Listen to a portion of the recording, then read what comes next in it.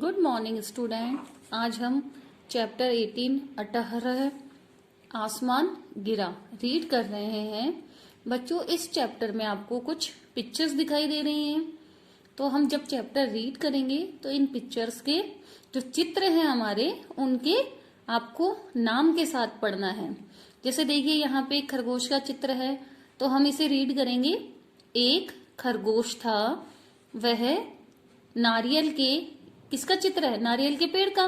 तो हम क्या पढ़ेंगे इसे? पेड़।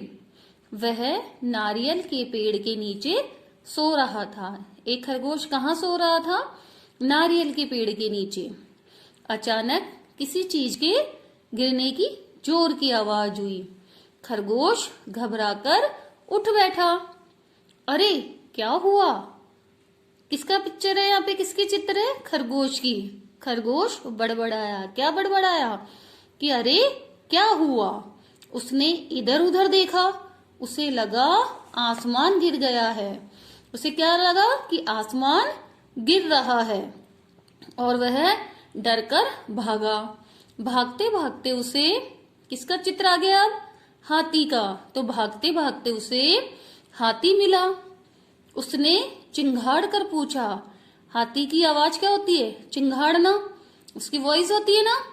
तो वह चिंघाड़ कर खरगोश से पूछने लगा, खरगोश, क्या हुआ? कहाँ जा रहे हो?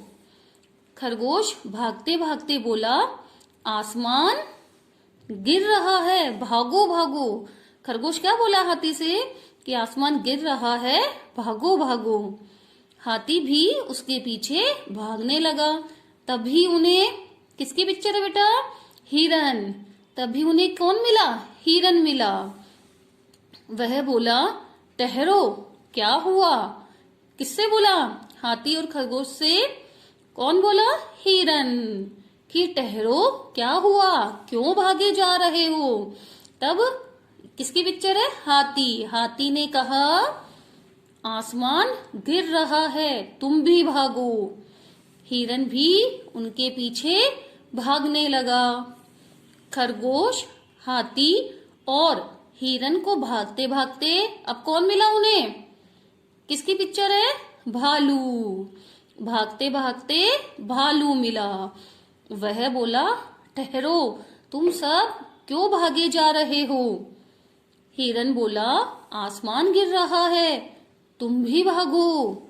भालू भी उनके पीछे भागने लगा। भागते भागते उन्हें, किसकी पिक्चर है बेटा? ये किसका चित्र है? शेर। तो भागते भागते उन्हें कौन मिला? शेर मिला। उसने कहा, भालू ने कहा, आसमान गिरा है। शेर ने दहाड़ कर पूछा। शेर ने क्या किया? जोर से दहाड़ा और उसने पूछा, तुम्हें कैसे पता चला? कैसे पता चला है तुम्हें, बताओ? तो भालू ने कहा, हिरन ने ऐसा कहा था। हिरन से पूछा तो उसने कहा, हाथी का नाम ले दिया उसने। हाथी के लिए कहा कि मुझे तो हाथी ने कहा था, और हाथी ने खरगोश का। फिर शेर ने दहाड़कर खरगोश से पूछा। खरगोश ने कहा, मैं पेड़ के नीचे सो रहा था, वहीं धम से आसमान गिरा। शेर ने कहा, चलो दिखाओ। वे सभी पेड़ के नीचे पहुंचे। सबने देखा, क्या देखा? कि पेड़ के नीचे एक बड़ा सा नारियल पड़ा हुआ है। उसी समय पहले से एक नारियल गिरा हुआ था, और जब वे सब वहां पहुंचे तो उसी समय पेड़ से और वैसा ही नारियल धम से गिरा। यानी एक तो पहले से गिरा हुआ था और दूसरा उन सभी के सामने गिरा। तो खरगोश चौंक पड़ा। वह क्यों चौंका? कि यह आवाज तो मुझे पहले भी आई थी। उसकी नजर नारियल पर पड़ी, और उसकी नजर किस पर पड़ी? जो नारियल गिरा था दूसरा, उस पर पड़ी। खरगोश ने डरते हुए शेर की ओर देखा, क्योंकि वो डर गया। उसने कहा था आसमान गिरा, यहाँ तो नारियल गिरा है। शेर ने मुस्कुराकर पूछा, मुस्कुराते हुए क्या पूछा? क्या यही तुम्हारा आसमान है? क्या पूछा शेर ने खरगोश से? कि बताओ क्या यही तुम्हारा आसमान है। शेर की बात सुनकर हाथी, हिरन और भालू सब खिलखिलाकर हंस पड़े। उन सभी को हंसी आ गई और खरगोश अपनी मूर्खता पर लज्जित हो गया। मूर्खता यानी बेवकूफी।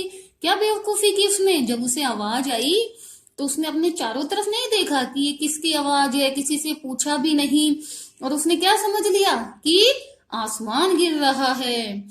लज्जित यानी शर्म आई उसे। अपनी बेवकूफी पर बहुत शर्मिंदा हुआ वह कि मैंने किसी से नहीं पूछा और मैंने सबको मेरे जैसा ही, जैसा मैंने सोचा था वही कहकर सबको भ्रम में डाल दिया और सभी मेरी बात मानने लगे। तो बच्चों, आपको इस चैप्टर से क्या शिक्षा मिलती है कि अगर आप किसी से कोई बात सुनते हैं तो पहले उसके बारे में पूर्ण जानकारी लीजिए, पूरी बात जानिए, उसके बाद में उसे फॉलो कीजिए। फॉलो करते हैं और जानते नहीं हैं तो हमें भी ऐसे ही मूर्खता का सामना करना पड़ता है। ओके, ये इस चैप्टर के शब्दार्थ हैं। मूर्खता यानी बेवकूफी, लज्जित यानी शर्मिंदा। ये आपको अपनी नोटबुक में लिखने हैं और लर्न करने हैं।